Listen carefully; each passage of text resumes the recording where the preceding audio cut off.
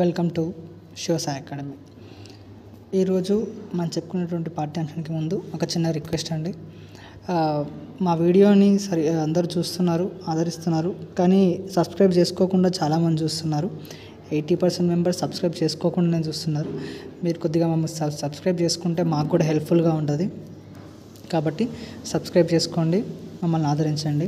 Third class CVS వచ్చేసి cover page పైన పేరు మన పరిసరాలు. ఈ కవర్ పేజీల పైన కూడా క్వశ్చన్ అనేది వస్తుంది. లాస్ట్ టైం డిఎస్సిలో కూడా వచ్చింది. నెక్స్ట్ డిఎస్సి టెట్లో కూడా వచ్చే ఛాన్స్ ఉంటుంది. కాబట్టి ఈ కవర్ పేజెస్ కూడా ఉన్న పేర్లు అనేవి కూడా తెలుసుకునే ప్రయత్నం చేయండి. ఇది గుర్తుంచుకుంటే క్వశ్చన్ వచ్చింది అనుకోండి, మనకు తెలిసిన మ్యాటర్ నుంచి క్వశ్చన్ కనుక ఆన్సర్ చేయకపోతే బాగుంటుంది. కాబట్టి మనకు తెలిసిందే. కాబట్టి ఈ థర్డ్ క్లాస్ వచ్చేసి కవర్ పేజీ మన పరిసరాలు. తర్వాత ఈ కింద చూస్తే తెలంగాణ రాష్ట్ర ప్రభుత్వంచే ఉచిత పంపిణీ చెప్పి కూడా ఉంటుంది. అదేవిధంగా మొదటి లెసన్ చూసుకుంటే కుటుంబం. ఈ లెసన్లో వచ్చేసి వెస్టి కుటుంబం మరియు ఉమ్మడి కుటుంబం మరియు కుటుంబంలో ఉన్న వ్యక్తులు, వారి యొక్క ప్రత్యేకతలు, వారి ఉన్న అవసరం ఏంటని చెప్పి ఈ లెసన్లో మనకి మొత్తంగా చెప్పడం అనేది జరుగుతుంది. అదేవిధంగా తర్వాత కిందికి వస్తే కుటుంబ సభ్యులు వారి పూర్వీకుల వివరాలతో తెలిసిన పట్టికను వంశవృక్షం అని అంటారు. ఎలా అంటే ఇప్పుడు తాతయ్య, అమ్మమ్మ, నానమ్మ, నాన్న, అమ్మ పేరు, చిన్నాన్న, వీళ్ళందరూ ఇట్లా మొత్తం కలిస్తే ఏమవుతుందంటే ఇది ఒక ఉమ్మడి కుటుంబం అవుతుంది. ఈ ఉమ్మడి కుటుంబంలో ఉన్న వాళ్ళ యొక్క పూర్తి వివరాలు, పూర్వీకుల నుంచి మన వరకు పూర్తి వివరాలను కనుక తెలుసుకుంటే అది వంశవృక్షం అనేది అవుతుంది. ఇలా కూడా అడిగే ఛాన్స్ ఉంటుంది. సరికానిది, సరిలేనిది, సరైనది, ఈ విధంగా క్వశ్చన్స్ అడుగుతారు. కాబట్టి ఇలా కూడా చేయొచ్చు. కుటుంబ సభ్యులు వారి పూర్వీకుల వివరాలతో రాసిన పట్టికను ఏమంటారు అని చెప్పి అడగచ్చు. లేదంటే 3-4 స్టేట్మెంట్స్ ఇచ్చేసి దాంట్లో సరైనది, సరికానిది వాటిలో కూడా ఈ లైన్ అనేది ఇచ్చే ఛాన్స్ అనేది చూసుకునే ప్రయత్నం చేయండి. అదేవిధంగా కొంచెం కిందికి వస్తే కనుక మన ఇంటి పేరు, కుటుంబ హిస్టరీ ఉంటుంది కదా, ఫ్యామిలీ హిస్టరీ, కుటుంబ చరిత్ర ఉంటుంది కదా. ఆ విధంగా ఇక ఎట్లా ఇచ్చాడంటే బడిలో చేర్చడానికి రమ వాళ్ళ నాన్నను బడికి తీసుకువచ్చారు. రమ పేరున వాళ్ళ నాన్న చిలుకూరి రమ అని రాశారు. చిలుకూరు అంటే ఇంటి పేరు ఎలా వచ్చింది అని ప్రధానోపాధ్యాయులు అడగగా మన పూర్వీకులు చిలుకూరు నుంచి రావడం వల్ల ఆ పేరు వచ్చిందని చెప్పి వాళ్ళ నాన్నగారు చెప్పారు. అంటే మన పూర్వీకుల నుంచి మనకు ఇంటి పేరు అనేది రావడం అనేది జరుగుతుంది. మన పూర్వీకుల నుంచి ఇంటి పేరు వస్తుంది. అది కూడా గుర్తుంచుకునే ప్రయత్నం అనేది చేయండి. అదేవిధంగా ఇక్కడ మీకు తెలుసాలో లూయిస్ బ్రెయిలీ గురించి ఇచ్చారు.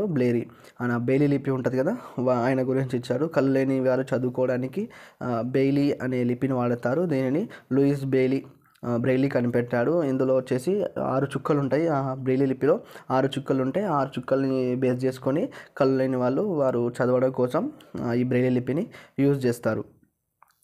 అదేవిధంగా కొంచెం కిందికి వస్తే ప్రతి సంవత్సరం డిసెంబర్ 3వ తేదీన ప్రపంచ దివ్యాంగుల దినోత్సవం అనేది జరుపుకుంటారు. ప్రతి సంవత్సరం ఎప్పుడు డిసెంబర్ 3వ తేదీన ప్రపంచ దివ్యాంగుల దినోత్సవం జరుపుకుంటారు. అదేవిధంగా ప్రతి సంవత్సరం అక్టోబర్ 1వ తేదీన వృద్ధుల దినోత్సవం అనేది జరుపుకుంటారు. అక్టోబర్ 1వ తేదీన వృద్ధుల దినోత్సవం అవుతుంది.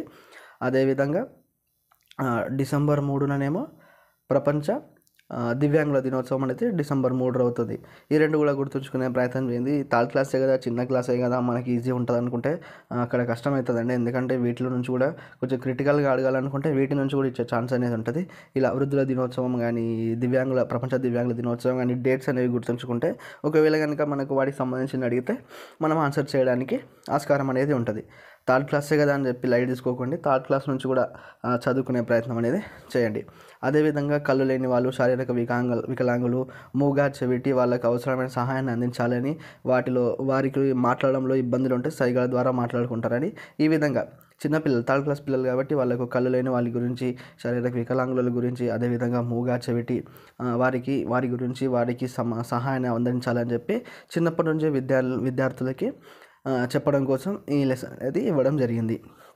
అదేవిధంగా కుటుంబం మరియు కుటుంబంలో యొక్క ప్రాముఖ్యత, వెస్టి కుటుంబం అంటే ఎలా ఉంటుంది, అదేవిధంగా ఉమ్మడి కుటుంబం అంటే ఎలా ఉంటుంది, వాటికి సంబంధించిన విషయాలన్నీ మన కుటుంబం అనే లెసన్లో పిల్లలకు నేర్పించడం జరుగుతుంది.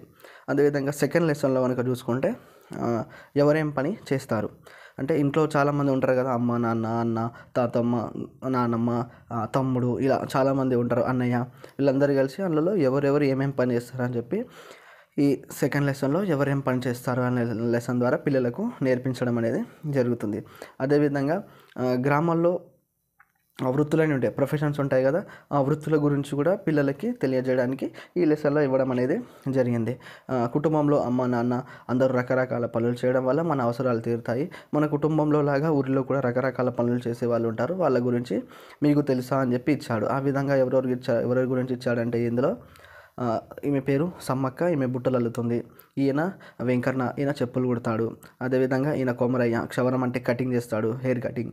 ఈయన శంకరయ్య, కట్టె పని అంటే వడ్రంగి పని చేస్తాడు. ఈ విధంగా కొన్ని వృత్తుల గురించి ఇవ్వడం అనేది జరిగింది.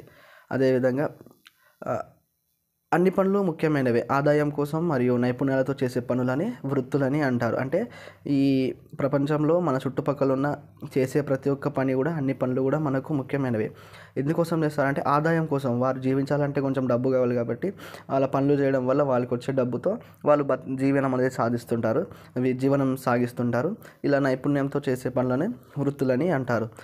ప్రతి ఊర్లో వివిధ పనులు చేసేవాళ్ళు ఉంటారు. అదే కదా రాజయ్య రోడ్లు ఊడవడం మరియు కాలువలు శుభ్రం చేయడం వంటి పనులు చేస్తూ ఉంటారు. ఊర్లో రకరకాల పనులు చేసేవారు ఇంకా ఎవరు ఉంటారో తెలుసుకోండి. ఒకవేళ వాళ్ళు ఆ పనులు చేయకపోతే ఏమవుతుంది అంటే పిల్లలకి ఆ యొక్క పనుల గురించి చిన్నప్పటి నుంచే తెలియజేయడానికి ఈ లెసన్ అనేది ఇవ్వడం జరిగింది. ఒకవేళ ఏమవుతుంది, అదే మనకు కటింగ్ చేసే వ్యక్తి, క్షవరం చేసే వ్యక్తి లేకపోతే మనం అందరం వికారంగా కనిపిస్తాం. అదేవిధంగా బట్టలు కుట్టే వ్యక్తి లేకపోతే మనం అందరం బట్టలు లేకుండా అలా తిరగాల్సి వస్తుంది. అదేవిధంగా రోడ్లు ఊడ్చేవారు లేకుంటే రోడ్లని చెదారంగా నీట్గా ఉండకుండా కొంచెం డర్టీగా ఉంటాయి.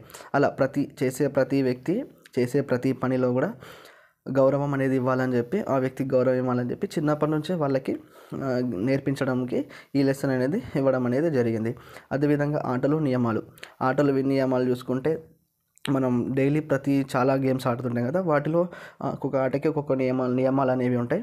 వాటి గురించి పిల్లలకి కొంచెం ఇంట్రడక్షన్ ఇవ్వడానికి ఈ లెసన్ అనేది ఉంటుంది. ఇక్కడ మీకు తెలుసాలో కొన్ని ఆటలను జంతువుల సహాయంతో ఆడుతుంటారు. పోలో ఆటలో ఆటగాళ్ళు గుర్రాలపై స్వారీ చేస్తూ బంతిని మల్లెట్ అనే కర్రతో కొడుతూ ఉంటారు. అంటే ఈ కొట్టే బ్యాట్ ఉంటుంది చూసినామా, దాన్ని ఏమంటారంటే ఆ బ్యాట్ని మల్లెట్ అని అంటారు. తర్వాత కనుక చూసుకుంటే ఏ ఆటకైనా కొన్ని నియమాలు ఉంటాయి. నియమాల మేరకే ఆటలు ఆడాలి. ఆటలు ఆడేటప్పుడు నియమాలను అతిక్రమించరాదు. ఆటలో ఒకరు గెలిస్తే మరొకరు ఓడిపోతారు. గెలుపోటములకు సమానంగా స్వీకరించాలి. ప్రతిరోజు మనం తప్పక ఆటలు అనేది ఆడాలి. ఆటలు ఆడితే ఆరోగ్యంగా ఉంటాం, స్నేహితులు పెరుగుతారు. ఆటలలో నియమాలను మాదిరిగానే మన శరీర భద్రతకు కూడా కొన్ని నియమాలు ఉన్నాయి.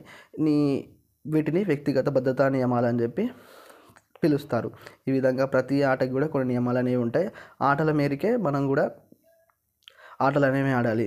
ఆటల్లో గెలుపోవటం అనేవి సహజంగా ఉంటాయి కాబట్టి గెలిచినా ఓడినా రెండింటిని కూడా స్వీకరించాలని చెప్పి చిన్నప్పటి నుంచే పిల్లలకి నేర్పించడం జరుగుతుంది. అదేవిధంగా పాఠశాలల్లో November 14కి కానీ, August 15కి కానీ, January 26కి కానీ ఆటలు ఆడిపిస్తుంటారు. అందులో గెలిచిన వారికి బహుమతులు అనేవి ఇస్తూ ఉంటారు. కనుక చూసుకుంటే 4th లెసన్ వచ్చేసి జంతువులు మరియు వాటి నివాసాలు. ప్రతిరోజు ఆదివారం ఇలా స్టోరీ ఇచ్చాడు, కొంచెం చదువుకునే ప్రయత్నం చేయండి. ఇంపార్టెంట్ మాత్రం నేను చెప్పొద్దాను. నార్మల్గా మీరు చదువుకునే వాటిని మీరే చూసుకొని ఒకసారి చదువుకునే ప్రయత్నం చేయండి. అదేవిధంగా వలస పక్షుల గురించి ఎలా అంటే రంగవాసు సాయంత్రం ఆడుకుంటుంటే ఎగిరే గుంపును చూశాడు ఒకే వరుసలో. అప్పుడు వాటి గురించి రంగవాసులని అడుగుతూ ఉంటారు అనమాట, ఒకరి నుంచి ఒకరు అడుగుతుంటారు. ఈ యొక్క వలస పక్షులు ఎందుకు వస్తుంటాయి? కొన్ని పక్షులు గుడ్డు పెట్టి పొదగడం కోసం వస్తుంటాయి, ఆహారం కోసం ఒక ప్రాంతం నుంచి మరొక ప్రాంతానికి వెళ్తాయి. అట్లాగే కొన్ని పక్షులు వేసవి కాలంలోనూ చలికాలంలోనూ అక్కడి వాతావరణాన్ని తట్టుకోలేక ఇతర ప్రాంతాలకు వలస వెళ్తుంటాయి. ఇలాంటి పక్షులను వలస పక్షులని అంటారు. వీటి నుంచి సరికానిది మరియు సరైనది వాటిలో ఇచ్చే ఆస్కారం అనేది ఉంది. ఎలా అంటే వీటిలో ఏదైనా ఒకటి అటు ఇటు ఇచ్చి సరికానిది అని అడగచ్చు, లేదంటే సరిలేనిది సరైనది ఆ విధంగా కూడా క్వశ్చన్ అడిగే ఛాన్స్ ఉంటుంది. పక్షులు ఎందుకు వస్తాయి వలసగా ఎందుకు వస్తాయంటే కొన్ని పక్షులేమో గుడ్లు పెట్టి పిల్లలను పొదగడానికి కోసం వస్తే, కొన్ని ఏమో ఒక ప్రాంతం నుంచి మరొక ప్రాంతానికి వెళ్తాయి, ఆహారం కోసం వేస్తాయి. అదేవిధంగా కొన్ని ఏమో వేసవికాలం మరియు చలికాలంలో అక్కడి వాతావరణాన్ని తట్టుకోలేక ఇతర ప్రాంతాలకు అనేవి వలస వెళ్తాయి. వీటిని వలస పక్షులు అని అంటారు.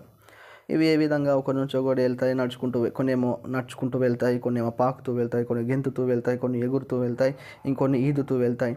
ఇలా అందుకోసం వాటికి ఉన్న రెక్కలు, కాళ్ళు, చేతులు, తోకలు ఇలాంటి అన్నిటిని ఉపయోగించి అవి ఒక చోటు నుండి మరొక చోటుకి వెళ్తూ ఉంటాయి. అదేవిధంగా సీతాకోక చిలుక గురించి చూస్తుంటే చాలా ముచ్చటగా ఉంటుంది.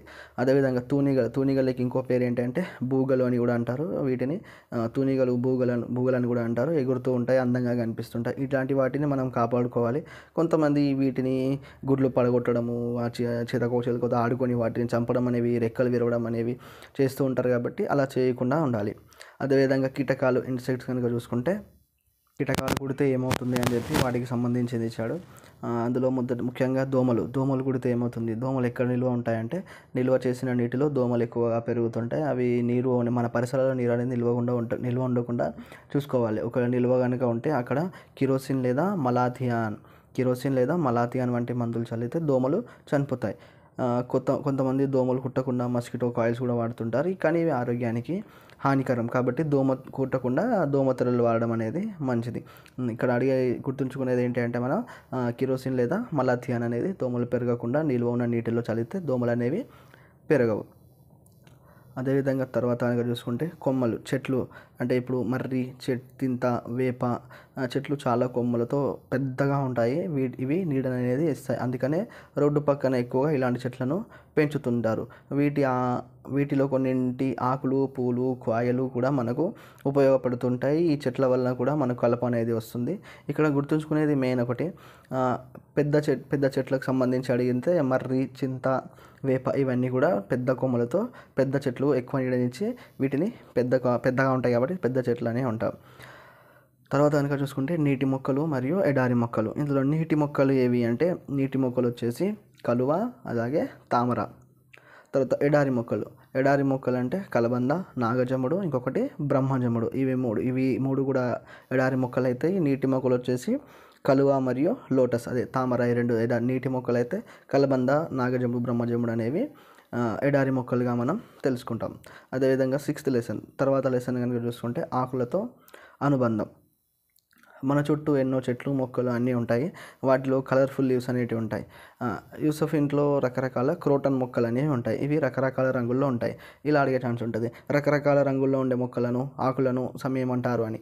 క్రోటన్ మొక్కలు అని ఉంటాయి. రకరకాల రంగుల్లో ఆకులు ఉండే మొక్కలను క్రోటన్ మొక్కలు అని అంటారు. అదేవిధంగా మీకు తెలుసు అలా కనుక చూసుకుంటే బాదం చెట్టు ఆకులు రంగు ఆకులు వయస్సును బట్టి మారుతూ ఉంటాయి. బాదం చెట్టు యొక్క ఆకుల రంగులు ఆకు వయస్సును బట్టి మారుతూ ఉంటాయి. ఈ విధంగా కూడా అడుగుతుంది. గుర్తుంచుకునే ప్రయత్నం అనేది చేయండి. అదేవిధంగా తర్వాత కనుక చూసుకుంటే రాలిన ఆకులు, చెట్లు రాలుతుంటాయి కదా, వాటిని ఏం చేయాలి?